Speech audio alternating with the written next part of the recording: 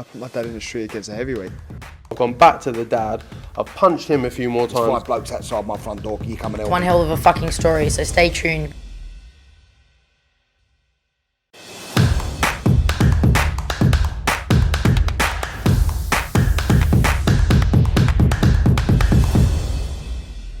This is Umar Ahmed for IFL TV, proudly sponsored by Everlast. We're in Manchester. Frank Warren's got a bit younger.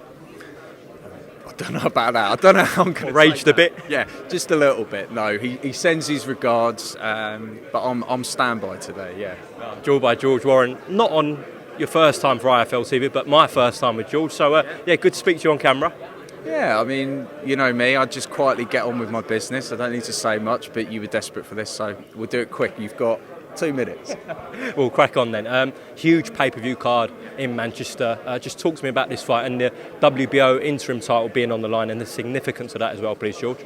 Well, it's very significant. I think what everyone has to appreciate, these fights that fans want and we want as promoters and broadcasters want, to make them happen, you need incentives for these guys, and this was the incentive. This is the carrot to dangle to make this fight happen. It was always about trying to get the interim title on the line, and the reason it's important, from our perspective, we look after Joe Joyce, not Joe Parker, but we look after Joe Joyce, and it's our job to make sure that when his time comes for that very, very elite level, he is in the best position when it comes to bargaining for his slice of that pie.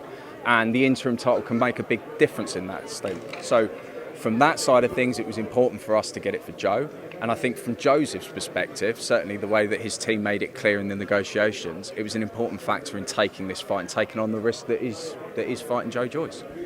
Yeah, I mean, a stacked card as well. But before we come on to that, Joe Joyce wins this, hopefully for your guys' case, then it's got to be a world title shot next, surely. Yeah, I mean that's what it has to be. The only thing that could kind of derail that from being straight away next is whether or not there is a potential undisputed fight. And if that happens, you know, everyone's got to be sensible and see that for the greater good of the heavyweight division and for boxing, that fight's got to happen. You know, there's a lot that's still got to happen before that gets to that position, but that's what we're all working towards. You know, nothing's changed on that. See, originally planned for December, but Usyk came out and made it quite clear publicly that he wasn't available until next year, and hence why Tyson's now going to take a fight in the UK beforehand. Yeah. But ultimately, if that fight for any reason didn't happen, yes, Joe Joyce will get his shot, as Daniel Dubois will be due his shot of what everyone considers and what everyone appreciates are the full versions of the titles. Our job as a promoter, though, is to make sure that our guys are in those positions when those opportunities come, and grabbing these type of opportunities, these interim belts, these regular titles, that's what it's all about, and that's why we do it. We're talking about titles. We have a 4-belt unification as chief support. Great for you guys to get Amanda Serrano on with MVP and Jake Paul. Yeah, really happy to be working with them. You know, I spend a lot of time talking with Nikisa, Jake's manager and co-partner, I believe, of MVP. We've tried a couple of times now to get the Tommy fight and the Jake fight done. Still hoping that that's one that we can revisit, but it was an opportunity. I saw that obviously the fight fell out with Hasim Rahman. Knew that she would need somewhere to be housed, and you know, quick conversation. We moved quite quickly and we did a deal, and really happy to have her over. I mean, she is boxing royalty. She's a phenomenal fighter, very much regarded as one of the best pound for pound in female boxing, and you know, it's an absolute delight to have her on the show. I'm really happy. Kakachi in a really good fight as well. Esserman, Antwi, Heaney, Flatley. So yeah, as I said, a stacked card from top to bottom. How do you think it does on box office, George? Do very well. Okay, we look forward. You're not going to get a number out of me. I saw last night everyone talking about numbers. Listen, it's our business. All I will say is that we don't take it lightly when we make pay-per-view shows, and we look to give value. I think there's inarguably tremendous value in this card. You know, it's, I think, 6 title fights, including the main event, terrific young talents, terrific 50-50 fights, and it will be a success. Okay, now George, we'll have to ask you what everyone wants to know. Of course, you guys sent a contract to Team Joshua. Have you had any response on that initial contract yet? I know you have to answer. I don't have to answer. I don't have to respond. Look, we are still in discussions. We're still talking. if we're going to do something, we need to do it quite quickly. I think the other side are on the same page. We don't want to waste their time. They don't want to waste our time either, I believe. I think at the moment there seems to be goodwill from both respective parties to try and make it happen, and I'm very hopeful and optimistic of it being done. Does it have to get tied up by the end of this week, early next week? Is that what you're saying, George? I'm saying that we've got our timetables and we're going to work towards them, and let's see what happens. Okay. The broadcast situation from your side and BT's side, are they open to a dual broadcast with Dazn if that's what it's going to take to make the fight? I think dual broadcast isn't necessarily the right term. There are obviously complications when it comes to broadcast aspects and exclusive contracts.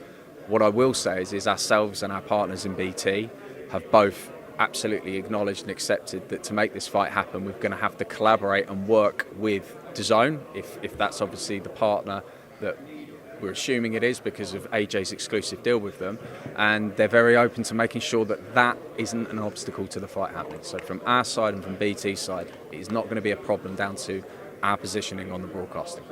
Regardless of the Joshua fight though, Tyson will fight on December the 3rd in the UK? Yeah, I mean that's the instruction. He wants to fight, needs to fight. You know, his last fight was in April. He can't be inactive. He needs to defend that title. He needs to keep busy. That's the fight he wants. That's the one that he called for.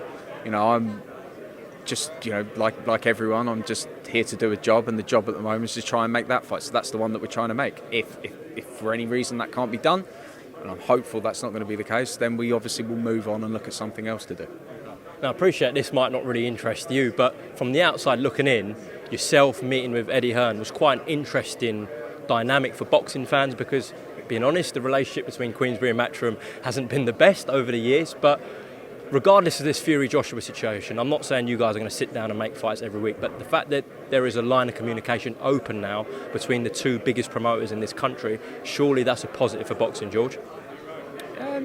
Look, the communication line's always been open. I think, this was one in particular that you needed to sit down and meet and look probably each other eye to eye and say, is there actual intent to try and make this? And I believe at the moment there is. It's a very amicable meeting. We've had several conversations since, and and obviously with Frank as well, and we're working towards doing it. Fights get made when they need to get made, and I don't think promoters necessarily need to get in the way of that. I don't think they're looking to be a problem on this. We're certainly not. Just, no, you'll love it, and we're back and forth and all that crap. You're not going to get me doing that. I don't need to do it. Is your dad right in saying that 95% of the main issues are covered already? Principal terms are all agreed, and we are working through it. We're having good, productive discussions. Let's just hope they continue. Just a couple of more quick things. Daniel Dubois, are we going to get some news soon? Yeah, definitely. I mean, he's out. We've got a date scheduled for him. We were working on something that we thought were very close to getting done, and that obviously fell out of the wayside. He will be defending his title. We'll be defending it in London. Date hopefully will be announced this weekend. An opponent very soon. It's going to be a stacked card on BT Sport. I know purse bids with the WBO for Parker Andrade were supposed to be today, but there's been some hurricanes in Puerto Rico, I believe, so they've been postponed. No, they were meant to be on Tuesday, and then they were postponed. So they are in about 45 minutes, so I've got to go. You have to go. And a quick update on Anthony Yard. Will he feature perhaps on that bill on Andrade Parker if that gets over the line for yourselves? Correct, yeah. Anthony's scheduled for the beginning of November. So idea is over the weekend, particularly around the big fight night, it's a good opportunity to get a lot of info out about our schedule and dates for fighters. So tune in on Saturday, make sure you buy it, Umar, and you'll see what we've got coming up. Well, I'll be there, so I'm sure my parents will buy it. Everyone else, obviously, BT Sport box office, or come to Manchester and watch it live. George, Warren, thank you very much for talking to IFL TV. And yeah, you go after the purse bids for Parker Andrade. Well done, mate. Cheers.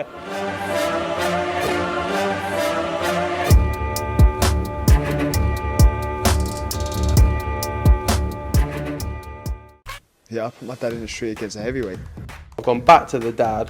I've punched him a few more There's times. 5 blokes outside my front door. Can you come and help One me? hell of a fucking story, so stay tuned.